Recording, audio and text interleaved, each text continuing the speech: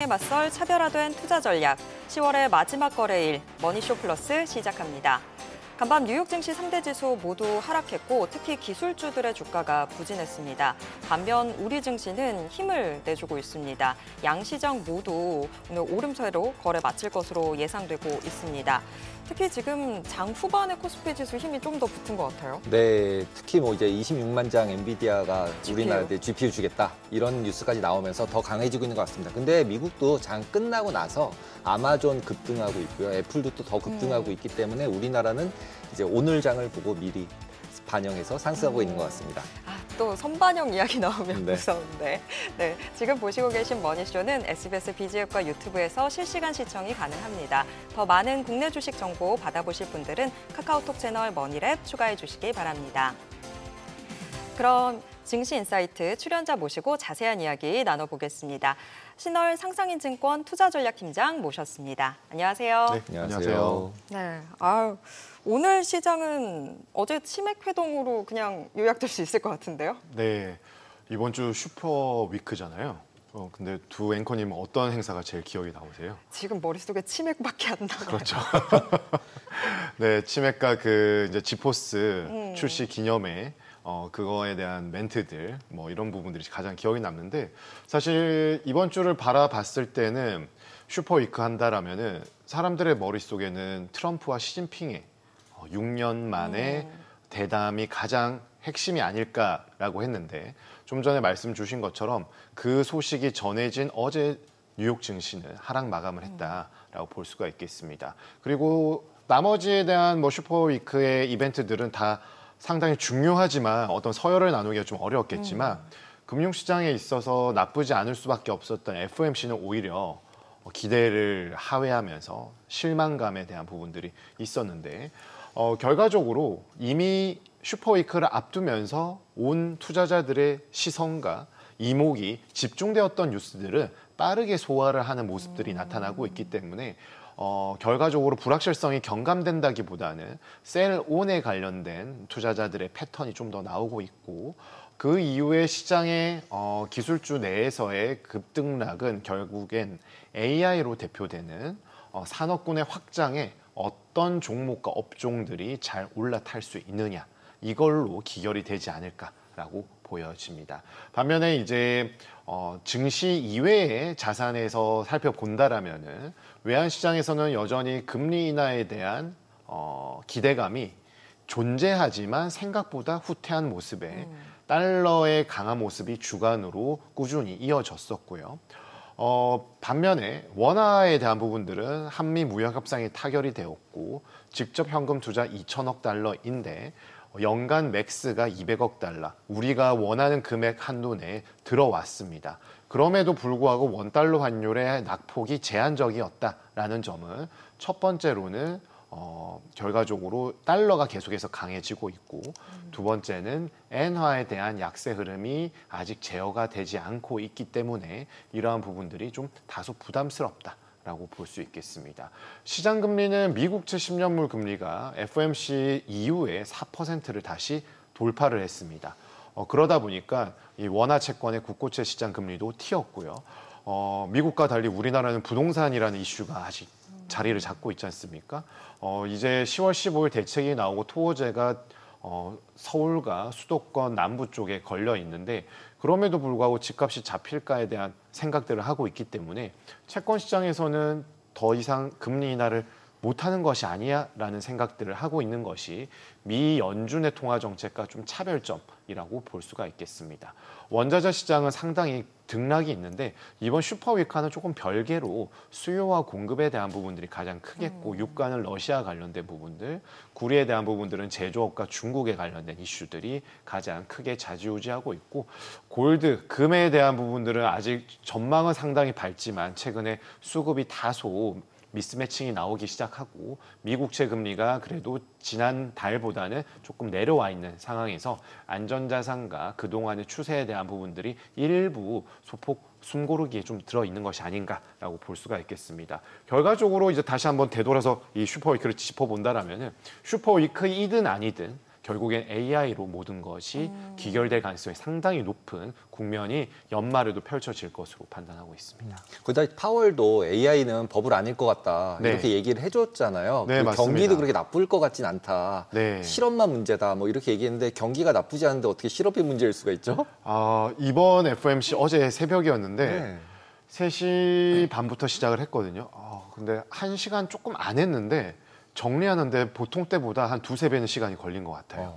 그만큼 다양한 주제들이 있었고 증시 참가자들은 이제 금리 인하 그리고 AI 관련된 소식에 좀 귀를 기울일 수밖에 없는데 방금 말씀 주신 것처럼 AI 관련해서는 지난번에는 되게 단답형으로 대답을 하시더니 이번에는 좀 학습이 좀 많이 되신 걸로 그래서 좀 나름의 스토리를 말씀을 했고 거기에 우리는 가격을 많이 보잖아요. 가격에 충격을 줄 만한 요인들은 없었습니다. 지난번에 이제 기자회견 때 AI 관련된 부분들 때문에 주가가 약간 좀 과열 양상 아니냐라고 했는데 그에 대한 부분들은 딱 쏙 빼놓고 AI가 닷컴 버블 때와는 다르고 다르다. 그리고 투자에 대한 부분들은 금리 정책에 영향을 미치는 부분이 아니겠으며 그리고 투자와 그 다음에 매출단 이익으로 이어지는 연결고리에 대한 가시성이 보이기 때문에 2000년대 초반의 닷컴 버블과는 다르다는 부분이 제일 좀 보수적으로 볼 수밖에 없는 연준에서도 그쵸. 이런 부분 인정을 했다. 다만 이제 말씀하신 것처럼 뭐 성명문의 경기에 대한 부분은 상당히 좋은데 고용에 대한 부분들을 자꾸 얘기를 하고 있고 또 어제 이견이 많이 나왔었던 부분은 이렇게 주가가 좋은데 금리 낮추면 주가 더 올라서 주가가 결국에 경기의 선행 지표인데 지금 경기가 소프트 랜딩으로 가느냐 마느냐에 대한 문제라서 금리를 내리는 건데 금리를 내렸다 주가가 더 오르면 경기가 더 좋아지는 아니야 이런 고민들을 매파적인 인사들을 좀 하고 있는 것이 아닌가라고 보여집니다. 그렇죠. 그러다 보니까 이제 동결을 갖다가 점 찍은 분도 계시고 50bp 점 찍은 분도 계시고 네. 이미 마이런은 원래 50이니까 정해져 있지만 샌프란시스코 연준 의장이었나요? 이제 동결에다 찍었다 그러더라고요. 세인트루이스. 네, 그러니까 이제 옛날 같았으면 중앙은행은 대부분 약간 원팀인데 우리 그 승부채기 월드컵이나 큰 대회에서 하면 다 팀원들이 이렇게 승부차기 어깨동무를 하고 다 기다리고 있잖아요. 보통은 그렇고 한두 명만 약간 쭈그려 앉아서 이렇게 보는데 이번에는 원팀이 아닌 아니죠, 예. 아닌 느낌으로 연준이 인사들의 의견들이 좀 갈린 것으로. 네. 네. 그 데이터가 없어서 그렇다 이런 의견도 있던데 어떻게 보세요? 그에 대한 기자회견의 질문도 있었습니다. 다만 뭐 다 아니까 데이터는 안 나오니까 안 나오는 건 현실인데 연준 의장은 그렇게 얘기했어요. 민간 데이터로 충분히 추정이 가능하다. 그렇기 때문에 우리 어느 정도 판단하고 있는데 이번은 되는데 12월은 또 데이터에 대한 핑계 아닌 핑계를 대면서 아직 아무것도 정해진 건 없다. 그 한마디에 그냥 금리 급등해버리고 주가. 12월 날 정해지지 않았다 한마디에 그냥 네, 맞습니다. 채권 시장은 완전 박살이 나버렸죠. 맞습니다. 네. 네. 금리 튀고 네. 주가도 그 전까지는 괜찮다가 갑자기 확 내리고 확 내려가는 모습들 나타났습니다. 거기다 이제 실적들 발표를 쭉 했는데 대부분은 좋았는데 이제 메타가 이제 좀 찬물을 좀 뿌렸잖아요. 네. 그러면서 이제 실적 그러니까 비용이 너무 커지는데 실적 못 낼 것 같아라는 닷컴 버블 이슈를 그러니까 닷컴 버블과 똑같이 AI 버블 네. 이슈를 갖다 만들어내고 있는 거 한 군데가 영향을 받은 게 메타잖아요. 네, 그렇습니다. 그러면 누구가 더 이제 명확하게 버블이냐 아니냐 쪽에서는 어떻게 봐야 될까요? 일단 지금은 캐펙스를 해서 우리가 현실에서 이제 2010년 전에 스마트폰이 출시를 하고 세상이 바뀔 거라고 했지만 사실 2010년대 초중반만 하더라도 우리는 이 웹상이 더 편했거든요. PC에서 그쵸. 온라인이 모바일보다는. 근데 이제 모바일로 바뀔 것을 염두에 둔 기업들이 지금 정말 이 대세를 장악한 여러 기업들이 있지 않습니까? AI도 마찬가지인 거죠. 그때의 불확실성을 무릅쓰고 캐펙스, 자본적 지출을 과감하게 한 기업들이 이길 수 있다라는 패턴은 맞는데 어제 실적에서의 희비가 엇갈렸던 부분들은 그래서 투자를 늘리는 건 알겠는데 투자 늘려서 엉뚱한 데 쓰는 거 아니야? 제대로 써서 돈도 벌어야지라는 생각들을 하게 되는 거죠. 어제 발표했었던 알파벳, 구글, 메타, MS 모두 기존의 투자 전망 규모에 대한 기존치보다 올해 더 늘 거고 거기에 또 내년도 더 늘 거야. 그러니까 어떻게 보면 우리나라나 미국이나 성장률을 이렇게 괜찮은 성장률을 제시했는데 좀 지나니까 더 올린 거죠. 그러니까 그것까지는 오케이인데 메타는 실적을 까보니까 AI 관련된 실적이 거의 전무했던 거죠. 그동안에 잘하던 광고 수입, 지금 2개 분기 연속으로 상당히 시장 기대치를 컨센서스를 상회하는 모습은 나왔는데 AI 그렇게 투자를 많이 한다고 하면서 왜 AI 관련된 거는 없을까라는 의심을 좀 하게 된 것이고요. 반면에 마이크로소프트는 약간 뉴트럴했고 알파벳 같은 경우는 결과적으로 광고 검색에 뜨면 광고도 잘하는데 클라우드가 잘 되고 있는 게 나타났고 클라우드가 아마존, MS 애저 다음 이제 구글 클라우드인 3위인데 상승세가 좀 붙은 가속화가 되는 모습이 나왔고 거기에다가 구글은 반도체에 관련된 TPU까지 있는 상황에 있다 보니까 전반적으로 이 밸류 체인, 서플라이 체인을 통한 밸류를 생산해낼 수 있는 좀 유일무이한 기업이 아닐까라는 생각이 어제 알파벳을 띄웠고요. 지금 오늘 아마존 상당히 좋았잖아요. 네, 너무 좋았죠. 아마존은 원래 뭐 쇼핑몰에 대한 부분들은 이제 그거는 그냥 기존 돈 버는 거고 클라우드와 AI 관련된 협업을 통해서 어떻게 할 건데 라는 게 가장 핵심이었는데 아마존 같은 경우는 클라우드가 전 세계 1등인데 여기에서 생각보다 더 수익성이 있고 향후에 더 투자를 할 것이며 더 돈도 벌 수 있을 것 같아. 저 매출도 더 늘어났더라고요. 네.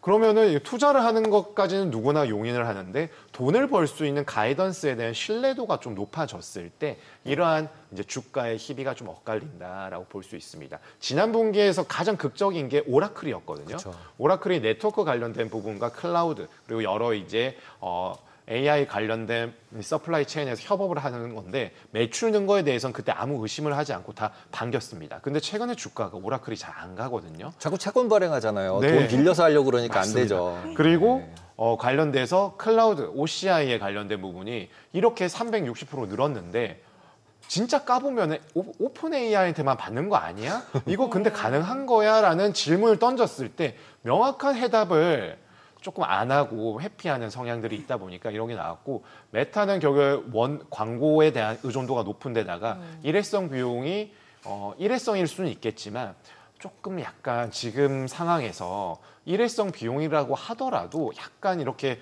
일회성 비용이니까 약간 눈 감아줘라는 스탠스가 어닝콜에서 좀 나오다 보니까 조금 투자자들의 실망감을 자아낸 것이 아닌가라고 보여집니다. 그리고 이제 어저께 같은 경우 이제 시진핑이랑 트럼프 만났다가 시진핑 딱 둘이 헤어지고 났더니 네. 갑자기 중국 주식이 하락하기 시작해서 반등을 못 해요 지금. 네. 이건 왜 이런 거라고 봐야 될까요? 사실 저도 어제 이제 생방송으로 네. FMC부터 쭉 보고 이제 기진맥진해서 오후에 있었는데 사실 트럼프와 시진핑이 만난 거에 대해서 투자자들과 경제 정치 인사들을 반길 수밖에 없죠. 일단 만나는 것 자체는 진일보한 상황이니까요. 근데 시진핑의 입장에 있어서는 과거 1기 때보다는 어느 정도 대응 능력을 향상시킨 것은 맞습니다. 그렇죠. 네. 그런데 만나려면은 뭔가 트럼프의 요구사항을 일정으로 수용을 해줘야 되는데 여기에서 지금 가장 핵심 멱살을 잡을 수 있는 트럼프의 약점을 건드릴 수 있는 게 몇 가지가 있었죠. 대표적인 히토류잖아요. 결과적으로 히토류에 대한 부분들을 이거를 카드로 쓰면서 미국을 들었다 놨다 하면서 AI 산업에 있어서 그 시간을 벌고 따라가는 부분들을 잡아가야 되는데 히토류에 대한 부분을 수출 통제 1년간 유예한다는 거는 시진핑 입장에서는 뭐 크게 얻는 건 없고 트럼프의 시간을 확보하면서 뭐 리튬 아메리카, MP 머티리얼즈 같이 국방부가 지금 미국 기업에 대한 통제권을 가지면서 이런 히토류에 대한 의존도를 낮추고 호주와 일본과 히토류 협약을 맺고 하는 부분들에 있어서 중국은 크게 수혜를 보는 게 과연 있는가라는 생각을 하게 된 것이고요. 두 번째로는 두 양국 정상이 지난번에 트럼프와 푸틴이 알래스카에서 만났을 때는 협약문까지는 아니어도 기자들 앞에 섰었거든요. 그렇죠, 그렇죠. 근데 이번에는 그런 거 없었습니다. 그냥 집에 갔죠. 네, 바로 김해공항에서 김영을 바로 떴죠, 그냥. 떴고 에어포스 원 안에서 트럼프가 이제 음성으로 기자들과 대화를 하면서 이런 소식들이 먼저 속보로 전해졌거든요. 시진핑은 이제 그 다음에 큰 멘트들은 없었고 오늘 정오 전후부터 이제 멘트들이 나오고 있죠. 미국을 향해서 세계주의로 가야 된다. 미국의 이제 그런 부분들을 건드리고 있지만 사실 투자자들이나 경제 정치 인사들은 일단 중국이 저렇게 하는 거는 오케이인데 일단 미국이 제일 우선이니까 미국의 발언에 먼저 움직여야 되는 것이고 트럼프 입장에선 크게 얻은 건 없고 약간 타협안을 숨고르기 하면서 하겠지만 결과적으로 중국 증시가 더 갈거나 중국 경제가 더 좋으려면은 이 하이테크 산업에서 그래도 미국의 어떻게 뭔가 경쟁국으로 떠오르기 위해선 중국을 제외하고는 쉽지가 않은 상황에 있는데 전 분야에서 이 중국이 어느 정도 따라갈 수 있는 가속 능력을 발휘할 타이밍에 약간 쉬어가는 느낌이 들기 때문에 중국 경제나 금융시장에 있어서는 동력 확보에 다소 제약이 걸린 것이 아닌가라고 볼 수가 있겠습니다. 국내 기업들 실적도 좀 얘기해 볼까요? 어제는 현대차가 실적을 발표했고 오늘 장중에는 기아가 실적을 발표했는데 현대나 뭐 지금 기아 다 전분기 대비해서 영업이익이 좀 크게 네. 줄었습니다. 뭐 관세 큰 산은 넘긴 했지만 근데 현대차가 연간 영업이익 전망은 유지하겠다라는 입장이잖아요. 네. 4분기를 지금 너무 낙관적으로 보고 있는 거 아닌가라는 생각도 들어요. 네, 일단 최근에 그 빅오토 그러니까 대량 생산을 하고 있고 판매를 하고 있는 대부분의 자동차 메이커들은 매출에 대한 부분들은 비교적 견조한 우상향하는 모습들이 나오고 있습니다. 그렇지만 그에 반해서 영업이익 단에서 급감을 하는 것들이 보통 이제 더블 디짓인데 10%에서 20% 후반대까지 나오고 있는데 현대차도 지금 이 상황을 본다라면은 전년 대비 약 29% 거기에다 미국발 25% 감소로 1.8조 원의 이익이 줄어들 것 같다라는 입장은 크게 바뀐 것이 없거든요. 그렇기 때문에 전반적으로 투심이 살아나기는 쉽지는 않겠지만 그래도 최악은 면했다라는 것들이 지금 종목의 주가에 좀 반영이 되고 있다라고 볼 수가 있겠습니다. 이거는 뭐 현대 기아차뿐만 아니라 대다수 이제 자동차 글로벌 메이커들도 마찬가지인 상황에 있는데 관세에 대한 불확실성이 해소가 되었는데 그럼에도 불구하고 지금 뒤늦게 나오는 것들이 반도체나 주요 업종별 세부적인 부분에 대해서 우리가 발표하고 우리는 먼저 국내 이제 핵심 행정부 인사들의 발언을 듣고 그 다음에 이제 미국 쪽 인사들의 발언을 외신을 통해서 전해 들으면 약간의 이견들이 나오고 있잖아요. 이러한 부분들이 아직 완벽하게 해결된 것은 아닐 수 있다라는 불안감으로 좀 잔존할 수가 있겠습니다. 다만 그래도 지금 현대 기아차의 경쟁력은 상당히 개선이 되어 있고 판매량에 있어서 꾸준한 우상향을 가리킨다라면은 전반적으로 이런 관세발 탑다운에서 우리가 접근할 수 있는 매크로 이슈에 대한 영향력은 조금씩 희석될 가능성이 있다라고 보여지고 또 다른 이제 어떤 긍정적인 이벤트가 만약에 매크로단에서 나오거나 아니면은 사실 뭐 드라마틱하게 현기차의 판매량이 는다든지 하는 부분들이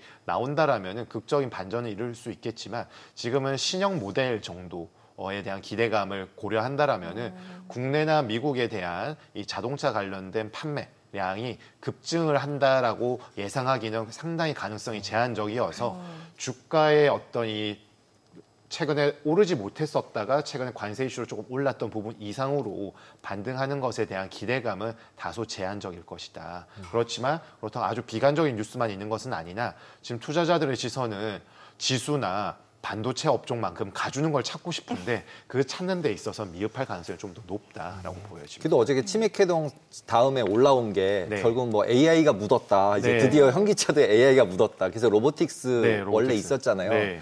그래서 그런 부분들을 반영해서 조금 더 이렇게 성장성을 가져갈 가능성은 별로 없을까요? 사실 이제 어제 이제 슈퍼위크의 슈퍼 이벤트는 저 치맥이죠. 네, 치킨과 맥주, 네 그리고 이제 뭐 웃는 모습들 이거였는데 사실 우리가 일반적으로 생각한다라면 저 자리에 삼성전자와 SK 하이닉스가 있어야 되는데 현대차가 있다라는 거는 결국 로보틱스에 관련된 부분들이 분명히 오늘 선물 보따리를 여는 것으로 추정하고 있죠. 아주 강하게 확신을 하고 있지 않습니까?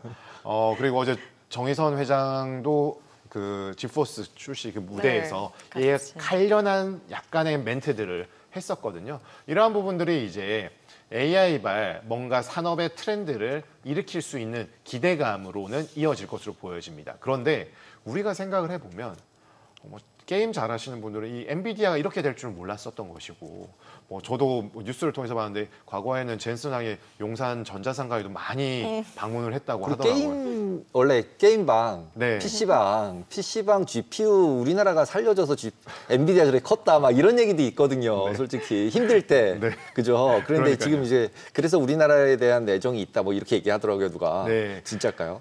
뭐 없지 않을 것 같습니다. 네. 워낙 2000년대, 1990년대 후반부터 IMF부터 2010년대까지는 PC방의 전성시대였던 것이고, 그 기저에는 뭐 문서 작업이나 웹이 아니라 게임이었거든요. 그쵸. 그러니까 그 성능에 대한 부분들이 굉장히 중요했었기 때문에 GPU에 대한 수요를 충분히 충당했었던 걸 보여지고, 그런데 이제 문제는 현대차가 더 가기 위해서는 이 로보틱스 관련된 부분이 이 B2B 단이 아니라 B2C에서 이 투자자들이나 개인 고객들에 대한 이런 와닿는 부분이 좀 가시적으로 나타날 필요가 있습니다. 옵티머스 같은 거 만들어야 돼요, 현대도?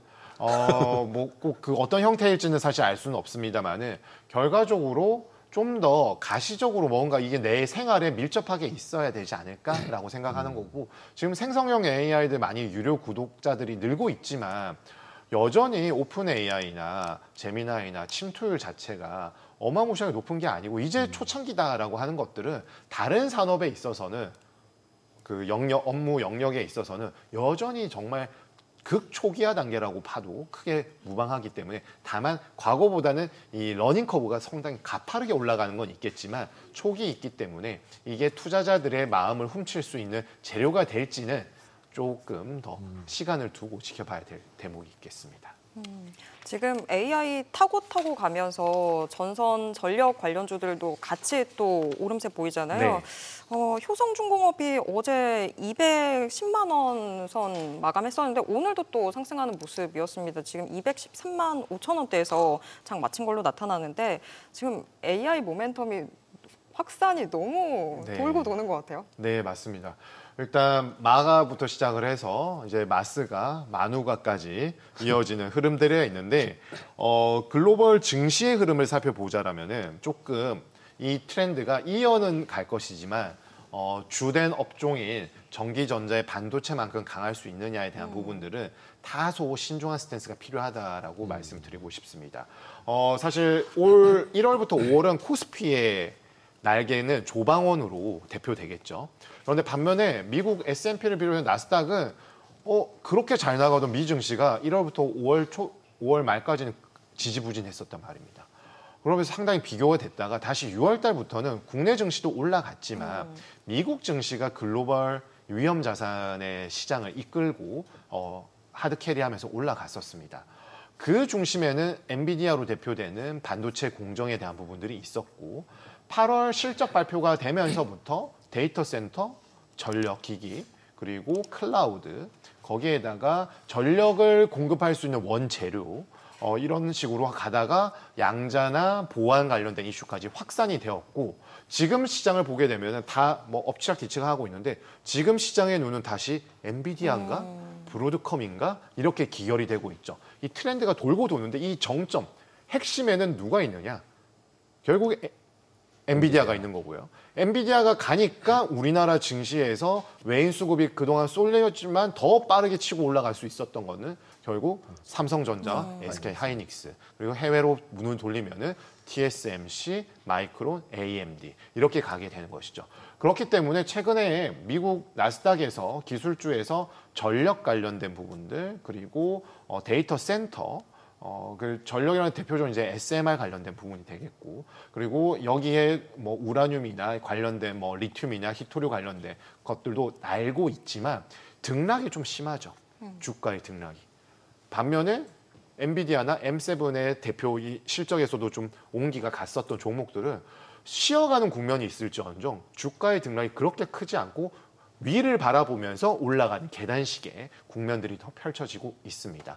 여기에서 우리나라의 업종들도 영향을 받으면서 같이 갈 것이고, 한미 무역 협상이 타결이 되었기 때문에 대미 투자와 우리 기술력이 우위가 있는 업종들 좋을 수 있습니다만은, 이 트렌드가 삼성전자 하이닉스를 내가 조금 놓쳤기 때문에 타이밍을 요런 데서 메이크업을 해야지라는 전략은 길게 가져가기보다는 국면마다 조금 단기적이나 중단기적으로 활용을 하는 것을 조금 더 권고드리는 바이지 지금의 메인은 아무래도 지금 계속 뒤에 나와 있는 저분들처럼 저분들.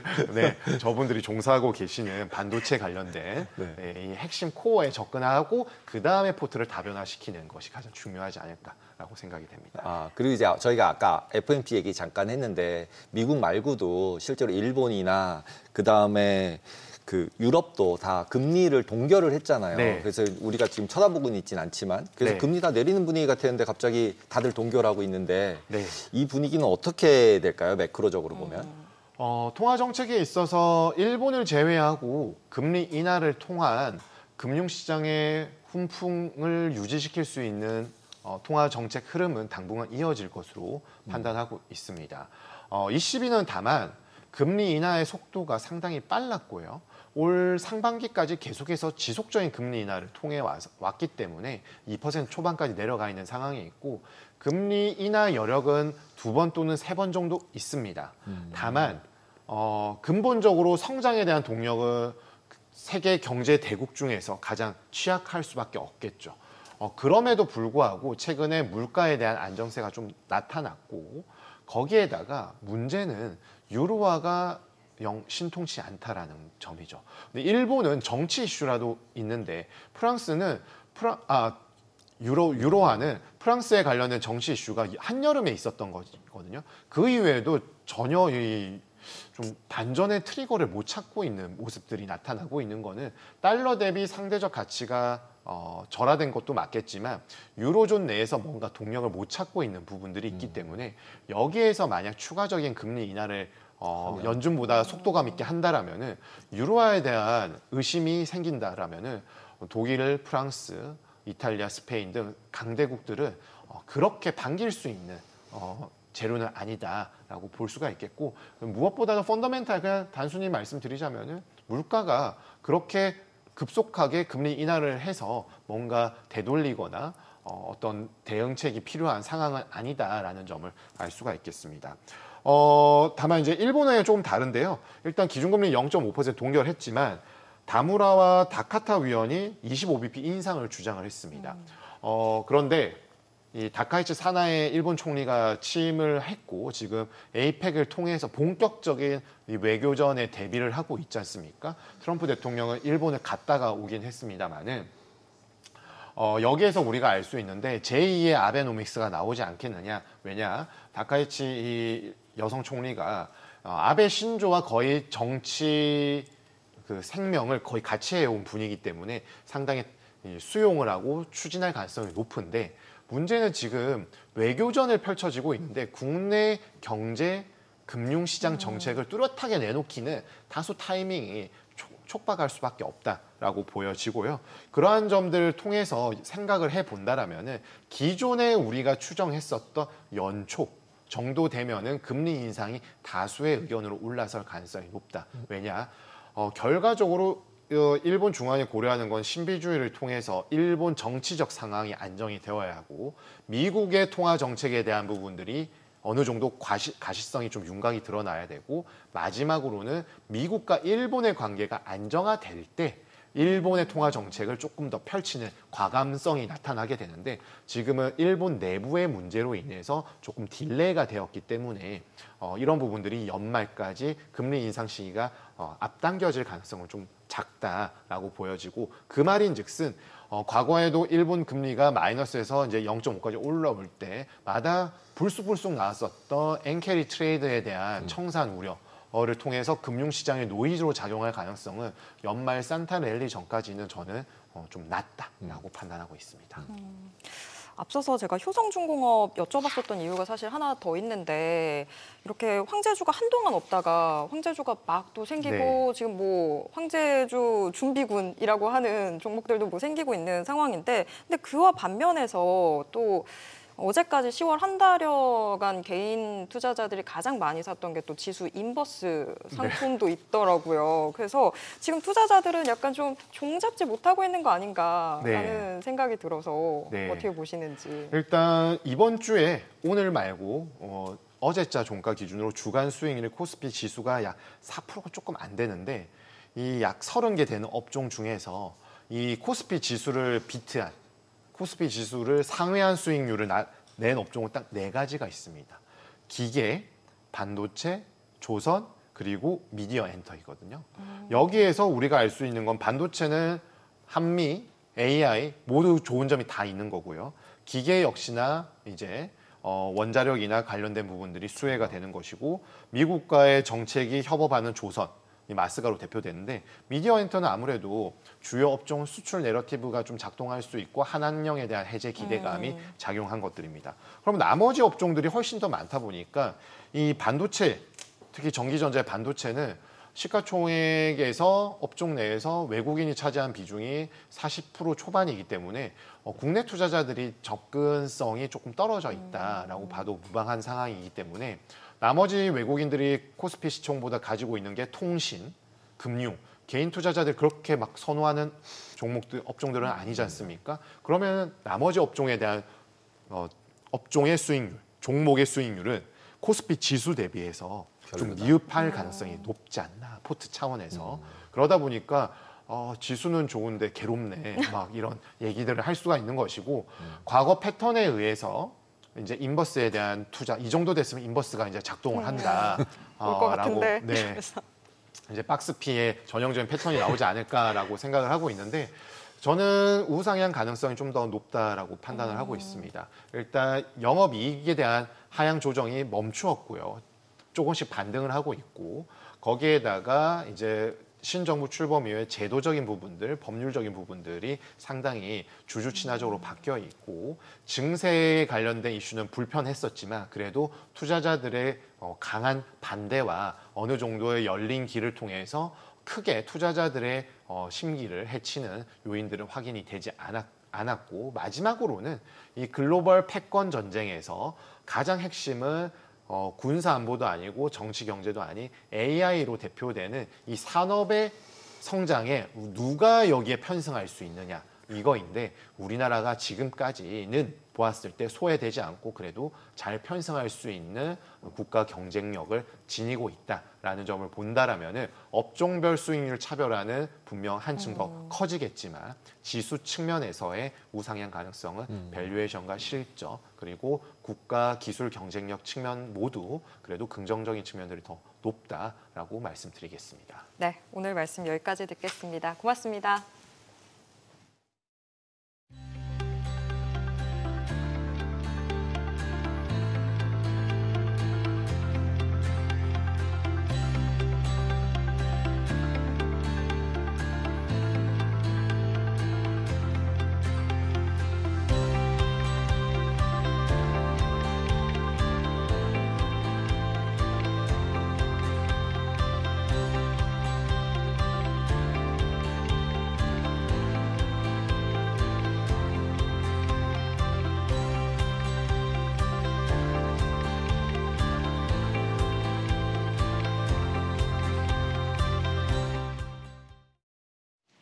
오늘장 특징주부터 뉴욕 증시 이슈까지 정리해드립니다. 먼저 오늘 우리 증시에서 가장 주목받은 섹터 혹은 테마부터 정리해 볼 텐데요.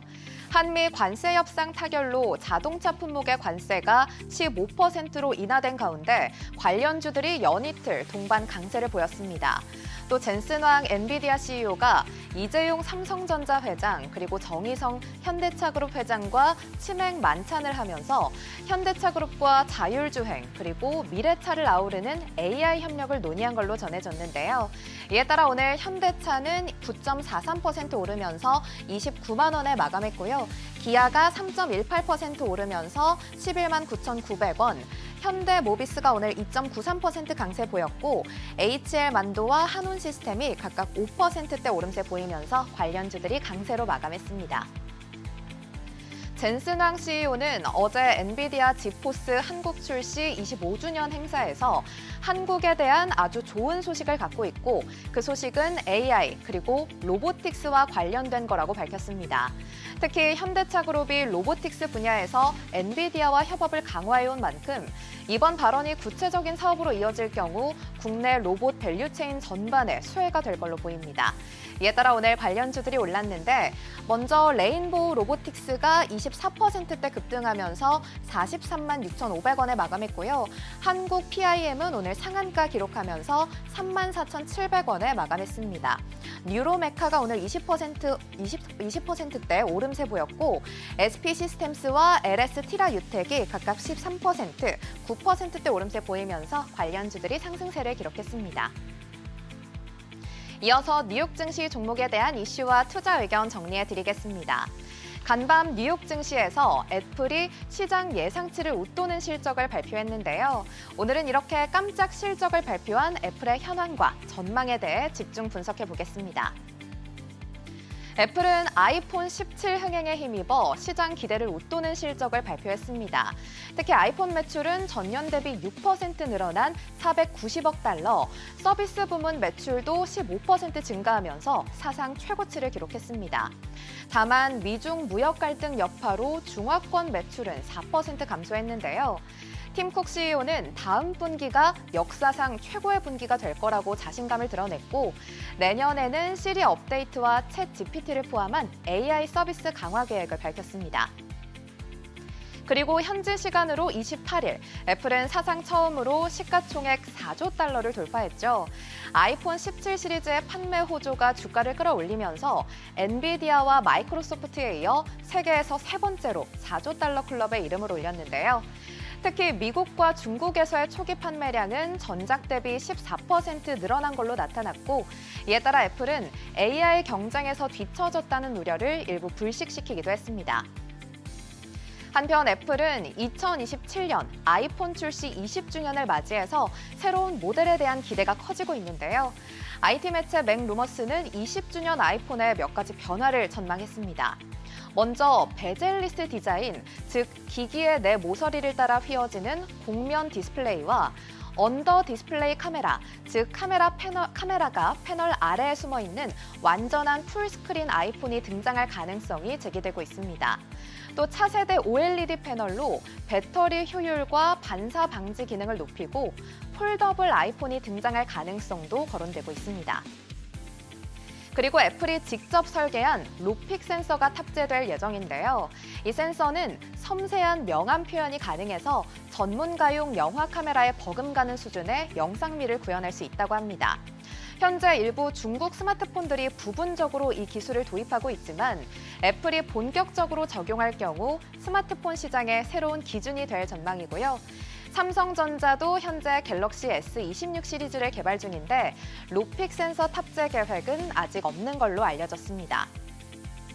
이렇게 매 시리즈마다 주목을 받는 아이폰 덕분에 수혜를 받는 국내 기업도 있습니다.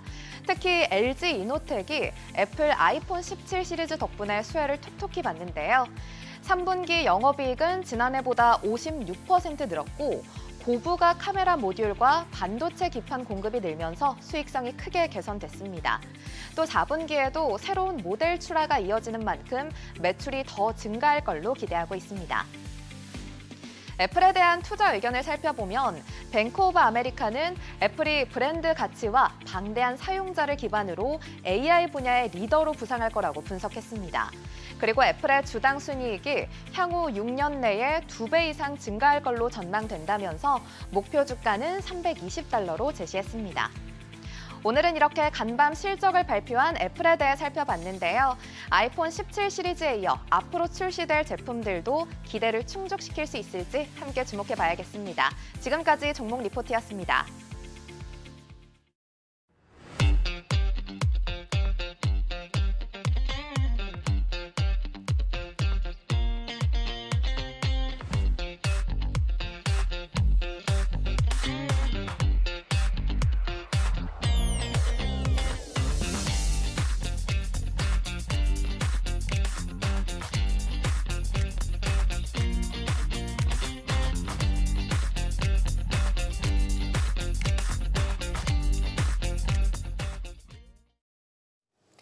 이번 주 외교 무대의 중심은 단연 경주였습니다. 트럼프 대통령, 다카이치 일본 총리, 그리고 내일 시진핑 주석까지 정상회담이 줄줄이 이어지면서 한국 외교가 숨가쁘게 돌아갔습니다. 한쪽에서는 트럼프의 통상 압박, 한쪽에서는 일본과의 셔틀 외교 복원, 내일은 이제 중국과의 정상회담까지 있는데 네. 실질적으로 점점 더 복잡해지는 것 같습니다.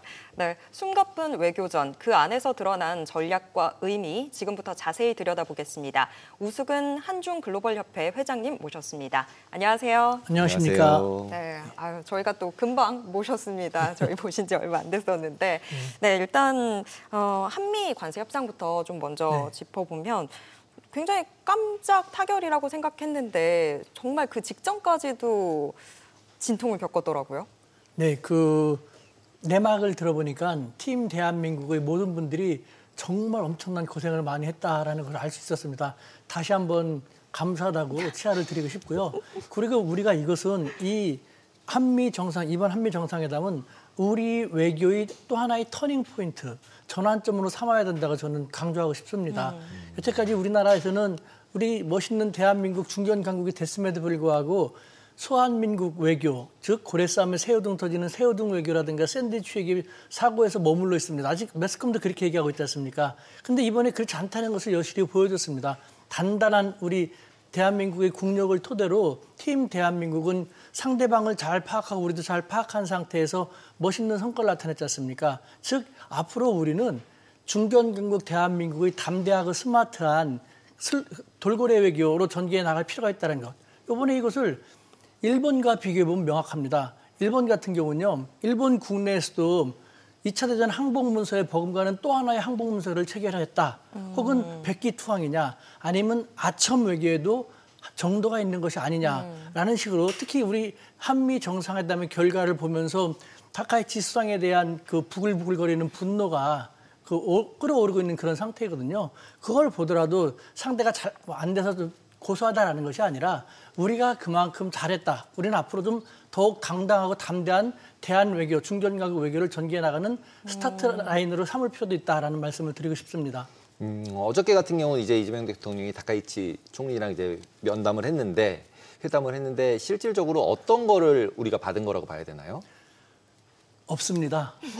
가장 중요한 의미는요, 양국 관계를 정상화시킨다라는 전임 기시다 수상이라든가 이시바 수상이 계속해서 셔틀 외교도 복원하면서 양국 관계를 미래지향적으로 가자고 계속 얘기했지 않습니까? 그런데 다카이치 수상 같은 경우는 초강경, 초극우지 않습니까?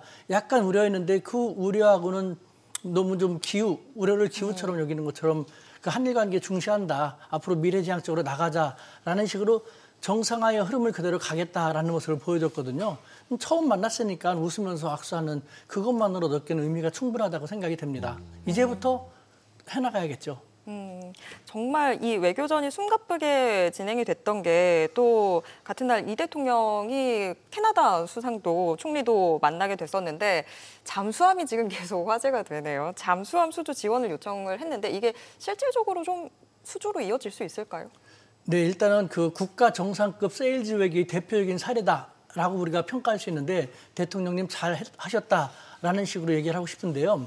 하지만 수주는 또 별개의 것입니다. 예를 들면은 현실적으로 실제 가능성은 예를 들면은 뭐 정치적인 의지라든가 아니면은 그 방산 구조 현실 등 다양한 요소를 고려해야 되는데 다행히 우리는 그동안 호주라든가 인도네시아라든가 폴란드와의 방산 협력을 멋지게 잘했습니다. 우리의 기술 수준을 충분히 인정받았고 납기 실적도 기한을 어기지 않고 잘 준수했다는 것으로 정평이 나게 됐습니다. 하지만 제약 요인도 있는데요. 제약 요인으로 들어볼 수 있는 것은 캐나다는 전통적으로 미국과 영국의 방산 체계 구조 속에서 그 무기를 구입한다라든가 방산 압력을 했었거든요. 거기서 한 번에 벗어나기가 쉽지 않다는 것이죠.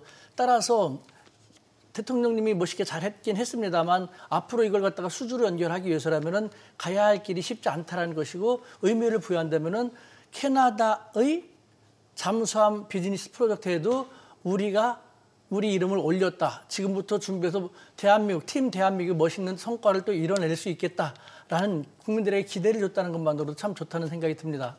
실제로 근데 잠수함 같은 경우는 우리나라 받는 것도 우리나라 하나오션이 한다고는 하지만 필리조서 미국에서 만들기로 했으니까 그냥 미국에서 다 수주를 받으면 되는 거 아닌가요? 그러면은 뭐 지금 영국, 미국, 캐나다 간의 협상에 있어서도 어차피 미국에 있는 회사가 만드는 거니까 그럼 충분히 받을 수도 있을 것 같네요. 지금 말씀하는 거 들어보니까. 그것이 좋은 묘안 중에 하나인데요. 지금부터 우리가 한미 양 당국 간에 양 당사자 간에 그런 협의를 해나가야겠죠. 그래서 윈윈포인트를 찾게 된다면은 뭐 전통적으로 사실은 미국과 영국이라지만 어느 순간부터는 미국 위주였지 않습니까? 그렇죠. 우리가 미국과 협조하면서 필리조선에서 건조하는 것을 우리 한미 협동 형식으로 내보낸다라면은 미국도 좋고 우리도 좋고 캐나다도 안심하고 지금부터 그런 것을 아마 묘안을 만들어내지 않을까 하는 생각이 듭니다. 지금 이제 한중 관계도 이제 어떻게 해야 될 거냐 되게 관심을 많이 갖고 있잖아요. 그러면 과정에서 이제 어떻게 보면 우리는 한미일에 속해 있는데 중국에서 이제 시진핑 오면 이제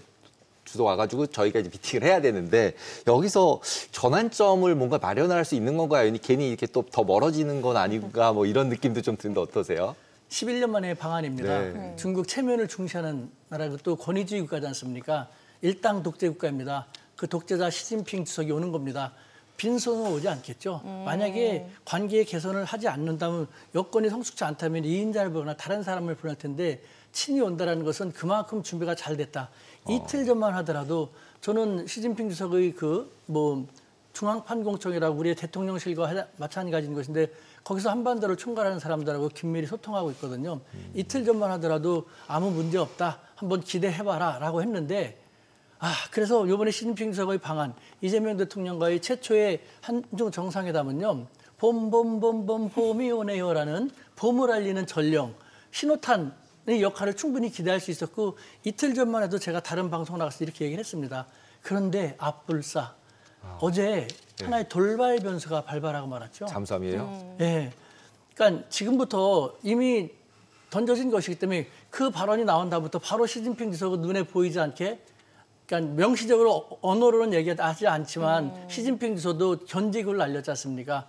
APEC 정상회담 개막식에 일부러 늦게 왔죠. 시진핑 주석은 의전을 상당히 중시하고 국제 관례를 상당히 중시하는 지도자로 정평이 나 있는데 늦었다라는 것은 경주에서 거기서 거기 가는 건데 늦었다는 것은 그만큼 시그널을 보낸다는 것이죠. 그러니까 좀 불쾌하다라는 불편한 기색을 그대로 보여준 것인데 이렇게 된 김에 저는 지금부터 논리를 잘 만들어 갖고 중국 측에 잘 이야기하면 된다고 생각합니다. 예를 들면은 핵잠수함을 건조하게 되면은 너희 미국의 부담을 우리가 줄여줄 수 있다. 너희들이 하는 걸 갖다가 너희들은 많이 힘들지 않냐. 너희들이 하는 걸 갖다가 한국이 만든 잠수함을 가지고 한국 동해와 서해를 우리가 자주국방 형식으로 방위력을 더 증강시킬 수 있으니까 첫 번째 미국의 위상이 그만큼 영내에서 더 위축되니까 중국 너희가 좋을 것이지 않냐. 그다음에 대한민국도 자주국방을 하게 되니까 좋은 것이고 미국도 자기들이 부담이 줄어드니까 좋은 것이고 따라서 중국 견제는 어차피 미국이 해야 될 것인데 우리도 우리 국방력이 필요한 것이니까 북한이나 다른 나라에 대해서 어느 정도의 경계력은 가져야 될 것이니까 그런 측면에서 우리가 하는 것은 당연한 거 아니냐. 너희도 너희들의 자주국방을 위해서 우리 한국을 향해서 많은 적지 않은 미사일을 배치하고 있지 않냐. 그런 측면이라는 식으로 논리를 잘 만들었고 이걸 잘 수습하면 좋을 텐데 어찌됐건 제가 알기로는 시진핑 주석이 적지 않은 선물을 가지고 온 걸로 알고 있는데 그 보따리를요. 다 풀진 않을 겁니다. 그러니까 중국이 대륙이고 대륙의 후손이라고 하지만 자기를 몰라주면 되게 꽁 하는 면이 있어요.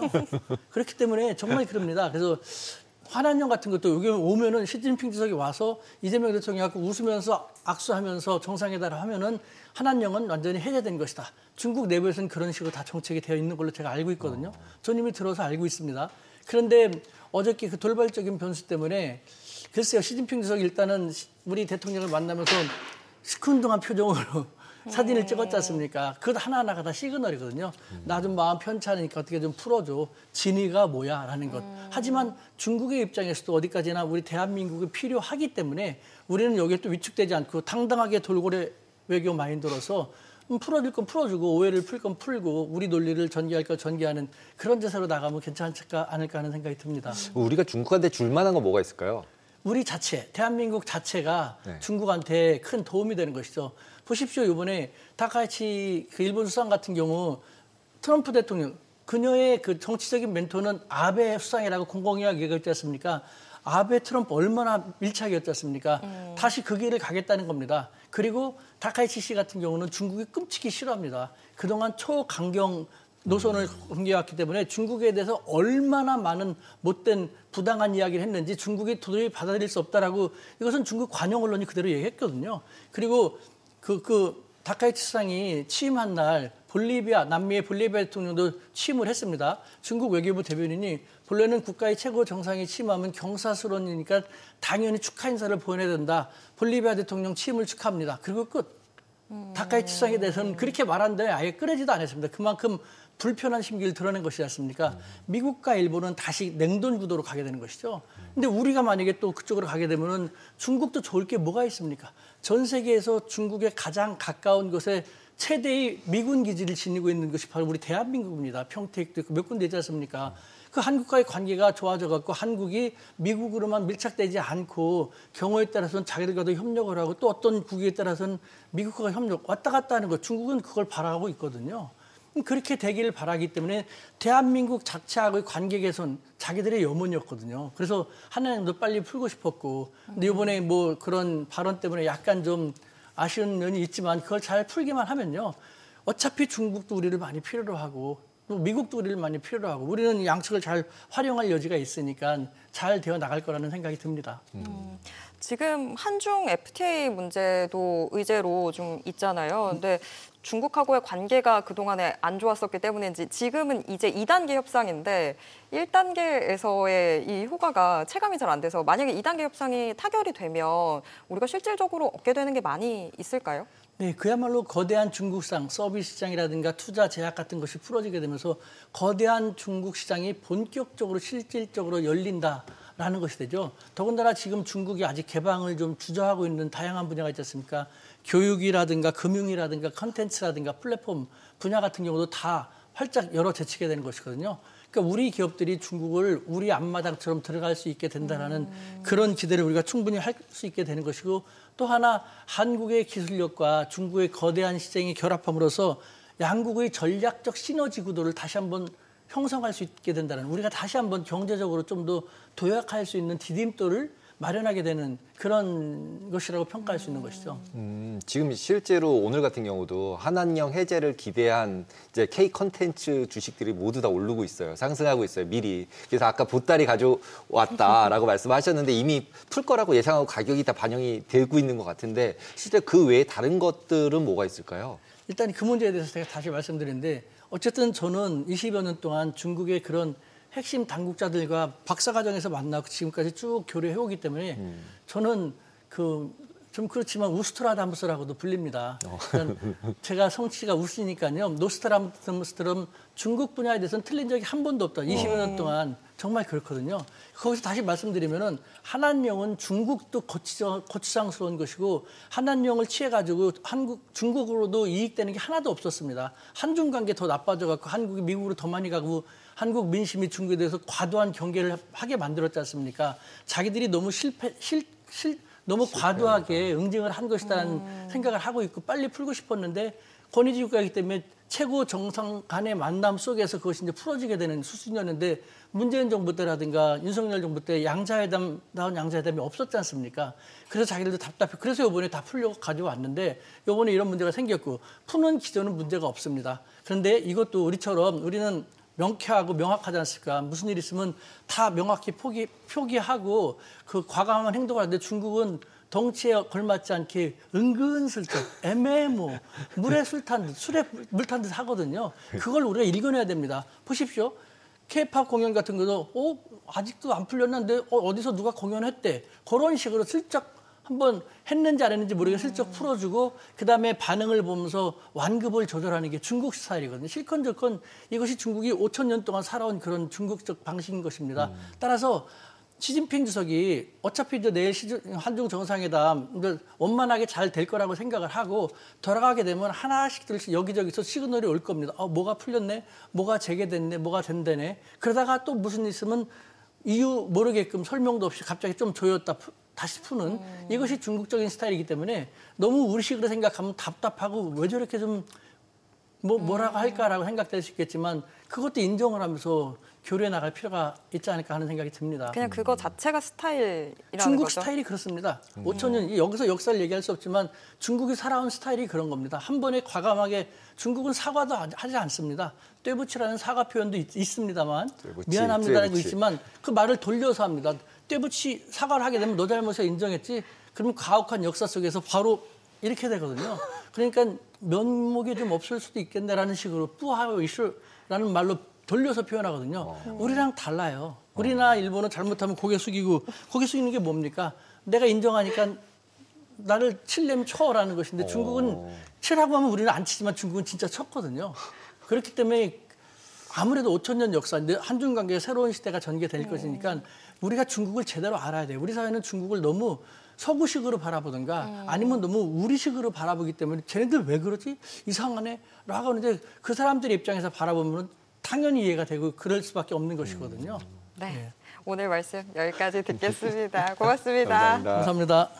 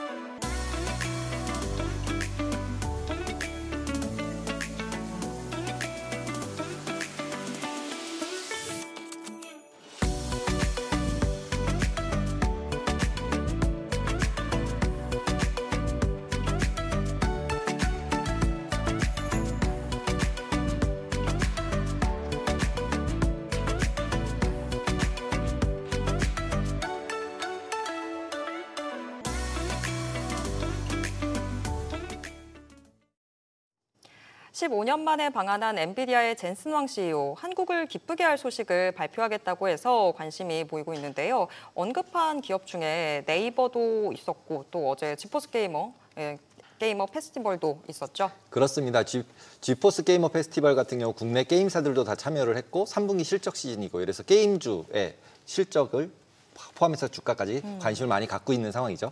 네, 젠슨 왕의 발표에 주목하는 네이버, 또 오픈 AI와 손잡은 카카오부터 이 실적 시즌을 보내는 게임주 이야기까지 신한투자증권 강서구 연구원 모시고 알아보겠습니다. 안녕하세요. 안녕하세요. 네.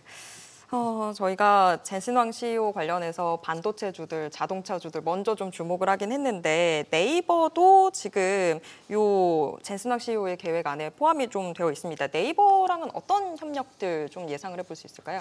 네, 안 그래도 어제 오늘 이 이슈밖에 뉴스가 안 나오는 것 같아요. 그런 상황에서 네이버가 포함돼서 오늘 주가도 좀 오르긴 했는데 네이버와 이 엔비디아의 협력은 두 가지 측면으로 볼 수 있을 것 같아요. 첫 번째로는 데이터 센터나 GPU 확보인데 아시다시피 요즘 AI 반도체가 워낙 쇼티지 때문에 구하기 어렵다라는 말이 많습니다.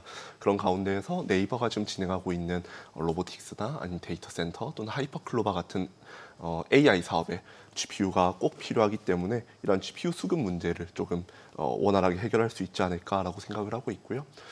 두 번째로는 오늘 언론으로 발표된 내용이 이제 피지컬 AI에 대한 플랫폼을 엔비디아와 함께 네이버가 구축을 한다라는 내용이었습니다. 네이버가 아무래도 이전부터 디지털 트윈이라던가 로보틱스 쪽에 확실히 사업을 좀 전개를 하고 있었다 보니까 이런 쪽에서 좀 수혜가 있지 않을까 예상합니다. 보통 네이버 같은 경우 이제 뭐 사옥에서 이게 돌아다니는 로봇 같은 걸 쓰고 막 일을 했었는데 그럼 네이버도 로보틱스 회사라고 볼 수 있는 거예요? 이제 이걸 얼마나 수익성 있게, 사업성 있게 만들 수 있을지는 잘 모르겠지만 일단 한번 지켜봐야 될 것 같습니다. 그리고 이제 네이버는 그렇고 이제 카카오 같은 경우도 어떻게 생각하면 오픈 AI랑 협업을 계속하면서 뭐 대대적인 업데이트를 하고 있는데 그러면 카카오는 이번에 온 엔비디아의 젠슨 황하고 뭔가 새로 이렇게 뭐 연결될 건 없는 건가요? 아무래도 오픈 AI와 좀 긴밀한 협력을 하고 있고 사실 카카오도 계속해서 GPU 확보를 하고 있습니다. AI 사업에 뭐 네이버든 카카오든 누가 하나 할 것 없이 다 필요한 하드웨어이기 때문에 준비를 하고 있고 아무래도 네이버는 지금 이런 GPU와 데이터 센터, 로보틱스 쪽에 집중을 한다면 카카오는 소프트웨어에 조금 더 집중을 하는 것 같아요. 그래서 이런 고성능 LLM, 보통 프론티어 LLM이라 부르는 이러한 소프트웨어를 가지고 와서 이걸 우리나라의 문화나 정서에 맞게 또는 사실 우리나라는 카카오톡이라는 워낙 또 전 세계적으로 봤을 때는 또 독특한 서비스를 가지고 있는 국가다 보니까 이 우리나라의 정서에 맞는 그런 소프트웨어로 또는 서비스로 풀어내지 않을까 기대를 하고 있습니다. 그렇죠. 글로벌하게 보면은 실제로 네이버 같은 거 있는 나라 우리나라밖에 없고 왓츠앱 안 쓰고 그다음에 애플 거 안 쓰고 맞습니다. 우리 거 카카오 쓰는 나라도 우리밖에 없는 거 아닌가요, 거의? 그렇죠. 사실 검색도 전 세계적으로 봤을 땐 대부분 다 구글을 이용을 하다 보니까요. 네. 그러면 실제로 카카오 같은 경우는 이번에 이런 AI 비즈니스를 소프트웨어적으로 확장만 시킨다면 한국만의 어떤 소버린 AI 뭐 이런 쪽으로도 확장이 가능한가요? 이걸 뭐 정확한 단어로 어떻게 표현해야 될지는 잘 모르겠지만 적어도 카카오톡을 중심으로 택시 또는 페이, 뱅킹 또는 나중에는 쇼핑이나 아니면 새벽 배송 등등 저는 카카오톡을 중심으로 버티컬 서비스들이 확장될 수 있다라고 생각을 하고 있습니다. 그래서 올해 연말까지는 카카오톡 에이전트에 카카오가 보유한 자회사들의 기능을 먼저 접목을 시키고 그리고 내년부터는 이제 외부의 앱들까지 카카오톡이 연동을 시켜서 이제 거래액을 더 만들어내지 않을까 예상하고 있습니다. 이제 네이버랑 카카오는 11월에 실적 발표하게 되잖아요. 두 기업 지금 실적은 어떻게 좀 예상하고 계세요? 네이버와 카카오 둘 다 2분기에도 좋은 실적 보여줬었는데 이번 하반기에도 둘 다 좀 본격적인 성장에 들어갈 걸로 보고 있습니다. 근데 이 두 회사의 성장 포인트가 좀 다른데요. 네이버는 커머스 중심으로 성장이 시작이 됩니다. 올해 3월에 오픈한 플러스 스토어 같은 신규 앱이나 아니면 올해 6월부터 커머스 전체의 수수료를 인상을 하면서 이익에 기여가 될 걸로 전망을 하고 있고요. 반대로 카카오는 자회사들의 수익성을 본격적으로 개선합니다. 지금까지 적자를 겪었던 웹툰이라던가 아니면 매출은 크지만 수익성이 그렇게 크지 않았던 모빌리티, 페이 이런 쪽에 영업이익률이 크게 하반기부터 올라올 예정이라서 두 회사의 사업 전략은 다르지만 어쨌든 이 인터넷 섹터에는 좀 하반기에 훈풍이 불 것 같다라고 보고 있습니다. 약간 카카오랑 네이버랑은 비즈니스 모델이 그러면 완전히 다른 거네요. 이쪽에서는 B2C에 가까운 어떤 커머스 쪽이어서 예를 들면은 이제 뭐 알리바바, 테무, 그다음에 쿠팡이랑 싸우는 거고 카카오는 어떻게 보면은 경쟁자가 없는 것 같이 보이네요. 지금 말씀 듣다 보니까. 아무래도 카카오는 메신저 그리고 사실 쇼핑이 있긴 하지만 대부분 선물하기 중심으로 거래액이 나오죠. 그래서 명목적으로 이제 겉으로 봤을 때는 네이버와 카카오가 좀 경쟁 영역이 없어 보일 수 있는데 내년에 이 두 회사 다 AI 에이전트를 준비를 하고 있어요. 특히 네이버는 커머스 중심의 쇼핑 AI 에이전트를 준비를 하고 있고 카카오는 말씀드렸듯이 외부 앱들의 연동까지 계획을 하고 있는데 아마 내년쯤 되면 쇼핑이 됐던 아니면 뭐 맛집 예약이 됐던 지도, 뭐 뱅킹 뭐 등등의 여러 기능들에서 생각보다 또 겹치는 부분들이 나올 수 있을 것 같아요. 그러면 다시 네이버랑 카카오랑 경쟁사가 되는 거예요? 맞습니다. 알겠습니다. 게임주도 이야기 좀 해볼까요? 위원님이 게임주도 좀 커버하고 계시다 보니까 근데 지금 국내 게임사들 3분기 실적에 대해서는 좀 전망이 많이 엇갈리는 상황인 것 같더라고요. 뭐 희비도 좀 갈리는 상황인 것 같고 위원님 어떻게 보고 계신가요? 일단 아시다시피 게임주가 거의 2, 3년 동안 주가가 좀 안 좋았습니다. 그랬던 게 신작의 수도 적었고 그리고 그 기간 동안 중국이라던가 일본, 미국 같은 글로벌 게임사들의 경쟁력도 좀 많이 올라오면서 우리나라 기업들이 이런 개발 경쟁력에 있어서 조금 뒤처지는 게 아닌가라는 그런 걱정도 있는데 이번 3분기 실적도 그렇게 서프라이즈가 크게 날 만한 종목들이 많아 보이진 않아요. 아무래도 올해 신작을 출시한 게임사 자체의 수가 워낙 적기도 하고요. 그래서 이번 3분기에 주목할 만한 종목은 크래프톤과 넷마블 정도로 생각을 하고 있는데요. 먼저 크래프톤은 배틀그라운드라는 굉장히 강력한 게임에 7월에는 에스파, 또 9월에는 GD 같은 너무 탑티어의 아티스트들과의 콜라보를 진행을 했고 또 8월에는 부가티 같은 이 자동차 IP와도 콜라보를 했습니다. 그리고 넷마블은 올해 신작의 성과는 가장 좋은 회사인 것 같아요. 그래서 올해 상반기에도 신작들의 성과가 좋았지만 올해 하반기에도 뱀피르, 세븐나이츠 리버스의 글로벌 출시 이런 것들 그리고 4분기까지도 대형 신작들이 줄줄이 있다 보니까 이번 3분기 실적은 크래프톤, 넷마블 둘 다 긍정적으로 보고 있고 4분기에는 넷마블이 또 좋은 모습을 이어갈 것 같다라고 보고 있습니다. 보통은 게임하면은 게임 안에 나오는 캐릭터들 가지고 뭐 이제 다른 비즈니스를 하잖아요. 근데 보통 우리나라 이런 게임 업체들도 그런 걸 하고 있는 거는 맞나요? 네, 맞습니다. 크래프톤 같은 경우에는 이 배틀그라운드라는 IP로 짧은 영화도 만들기도 했었고요. 그리고 넷마블은 뭐 반대의 경우일 수 있지만 나 혼자만 레벨업이라는 워낙 잘된 웹툰 IP를 가지고 와서 또 게임으로 또 엄청나게 잘 됐죠. 이런 것처럼 웹툰, 드라마, 영화 그리고 게임까지 이 미디어 전반적인 미디어 믹스가 좀 잘 되고 있고 최근에 아시다시피 그 K-팝 데몬 헌터스도 글로벌리 잘 됐는데 이게 잘 되고 나서부터 게임사들이 넷플릭스에 가서 우리 이걸로 게임을 한번 만들어 보자라고 컨택도 많이 했다라고 언론에 알려져 있습니다. 근데 그런 콘텐츠들은 확실히 한류인데 게임은 중화 화류가 더 엄청난 기세인 거잖아요. 네. 그럼 글로벌리하게 보면 우리 국내 게임 산업은 확실히 지금 중국 게임 산업에 비해서 좀 뒤지고 있는 상황이 아닌가 해서요. 네, 아무래도 한 2019년부터 특히 이제 중국이 그때부터 전 세계 1위 게임 시장이 됐는데 그럴 수 있었던 이유는 좋은 게임이 많이 나온 것도 있고 그리고 중국에서 만든 게임들이 중국에서 잘 되는 게 아니라 한국이나 미국 같은 해외에서 잘 된 그런 이유가 있는 것 같아요. 반면에 우리나라 게임사들은 2010년부터 2020년까지 한국에서 워낙 많은 돈을 벌었지만 그 기간 동안 해외 유저들이 좋아할 만한 게임을 개발하는 데 좀 소홀했던 것 같습니다. 그래서 2020년 이후부터는 조금 중국과 상반된 모습을 보여주고 있는데 그래도 다행인 건 아까 말씀드렸던 뭐 넷마블이라던가 아니면 펄어비스도 내년 상반기에 또 대형작을 준비하고 있는데 그런 게임들이 이제 글로벌에서 좀 니즈가 있을 만한 그런 장르들이다 보니까 아마 내년에는 올해보다 해외 매출 비중이 높아지는 게임사들이 꽤 많이 증가할 것 같다라고는 기대하고 있습니다. 지금 펄어비스 염두에 두고 계신 게 붉은 사막인 맞습니다. 거죠. 근데 붉은 사막이 좀 양치기 소년 같은 느낌이잖아요. 계속 나온다고 했다가 안 나오고 하는데 이번에는 좀 진짜일까요? 뭐 저도 당연히 회사의 말을 이제 들을 수밖에 없는데 그래도 조금 유의미한 건 과거에는 이제 출시를 계속 좀 지연을 하는 과정에서 마케팅을 그렇게 많이 들이지 않았어요. 그런데 올해 연초부터 펄어비스가 이 붉은 사막에 대한 마케팅비를 굉장히 공격적으로 집행을 하고 있습니다.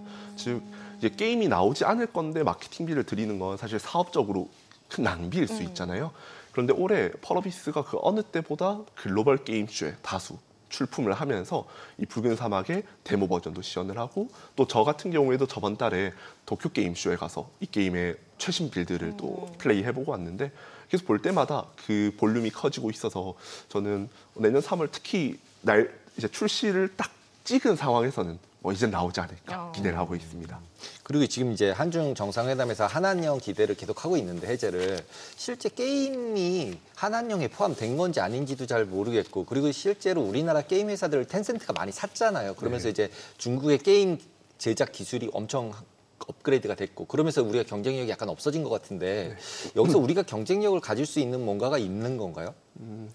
일단 텐센트가 우리나라의 다수 기업에 투자를 했는데 이거는 저는 중국 진출에 있어서는 긍정적으로 보는 부분입니다. 아무래도 중국에 진출할 때 우리나라 기업이 직접 진출할 수가 없는 상황이고 중국의 텐센트가 됐던 네디즈가 됐던 그 현지의 퍼블리셔를 끼고 들어가야 돼요. 그런 면에서는 이런 지분 투자 관계로 혈연이 맺어져 있다는 것 이런 것들은 중국 진출을 할 때 우리나라 기업들에게는 좀 기회가 될 수 있다라고 보고 있습니다. 다만 아쉬운 점은 중국에 진출을 하기 전에 먼저 글로벌에 출시를 하고 그리고 한 2, 3년 뒤에 중국에 출시를 하게 돼요. 그 외자판호 발급이라는 그 절차 때문에. 그러다 보니까 글로벌에 먼저 출시가 되었을 때 중국 유저들이 이미 접해버립니다. 그래서 게임이 중국에 출시가 되었을 때 어떤 컨텐츠들이 나올지 이미 유저들은 알고 있다 보니까 아무래도 그 게임의 재미 또는 좀 설렘 이런 것들이 많이 떨어지다 보니 중국에 나갔을 때 성과가 좀 아직은 미진한 것 같아요.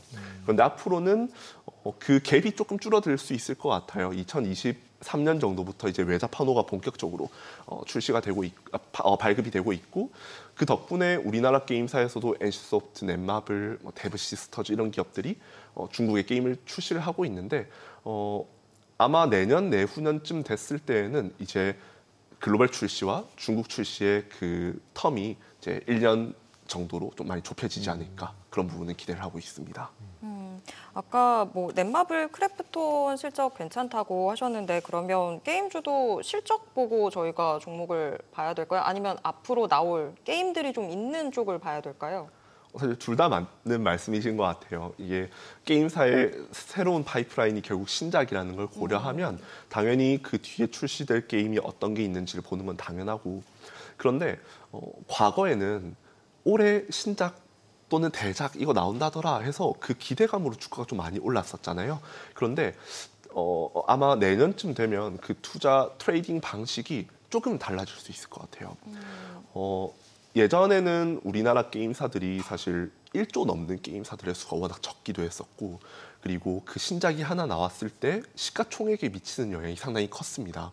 그런데 이제는 우리나라 게임사들이 뭐 5조, 10조는 당연하고 크래프톤은 이제 15조 규모의 그런 회사가 됐다 보니까 올해 신작 하나 내 가지고는 이게 시가총액에 미치는 영향이 너무 미미해요. 그 말은 글로벌리 본다면 닌텐도, EA, 캡콤 이런 글로벌 게임사들처럼 우리나라 게임사들도 대형작을 연간 한 2-3개 이상은 낼 수 있지 않아요. 내야 하지 않나. 그리고 그 신작들의 평균적인 흥행 성공률이 좀 높아져야 아무래도 이제 게임사를 바라볼 때 투자자들이 이 게임사는 이제 꾸준하게 파이프라인을 쌓아 나갈 수 있구나라는 신뢰하에 투자가 될 것 같아요. 그렇지 않으면 지금 안 그래도 게임 섹터가 소외가 되어 있는 상황에서 이런 신뢰를 주지 못한다면 계속해서 좀 글로벌 게임사들 대비 좀 디스카운트되는 모습이 나타나지 않을까 좀 걱정이 됩니다. 네, 오늘 말씀 여기까지 듣겠습니다. 고맙습니다. 감사합니다. 네, 숨가빴던 한 주였습니다. 오늘 밤 미증 씨 어떤 걸 보고 계세요? 어쨌든 뭐 별 특별한 거는 없지만 아마존하고 애플 때문에 시간에서 지금 급등하고 있잖아요. 그래서 어저께 갑자기 마이너스가 큰 봉이 나와서 이거 2개짜리 나오면 이제 약간 포지션을 정리해야 되나 이랬는데 다시 반등을 시켜주고 있어서 아직까지는 긍정적으로 시장을 바라보는 게 맞지 않나 싶습니다. 네, 모든 투자 판단의 책임은 투자자분들께 있다는 점 알려드립니다. 머니씨 오늘 여기까지입니다. 여러분의 모든 경제 SBS 비즈가 함께하겠습니다. 저희는 다음 주 월요일 오후 3시 30분에 다시 찾아뵙겠습니다. 고맙습니다.